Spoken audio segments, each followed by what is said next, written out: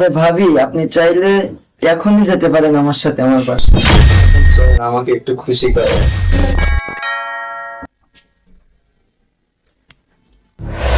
কে? ভাই, আপনার বন্ধু তো বাসায় নেই।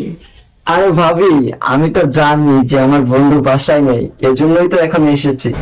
তো ভাইয়া হঠাৎ আমাদের বাসায় কি মনে করে? আরে ভাবি, আপনাকে তো কোনো সময় কিছু দিতে পারিনি, তাই ভাবলাম যে আজকে একটা গিফট নিয়ে যাই ভাবির জন্য। আশা করি আপনার গিফটটা পছন্দ হবে। ডায়মন্ডের নেকলেস, দেখেন তো পছন্দ হয় কিনা। কি? সত্যি এটা আমার জন্য? এত দামি গিফট আমার জন্য?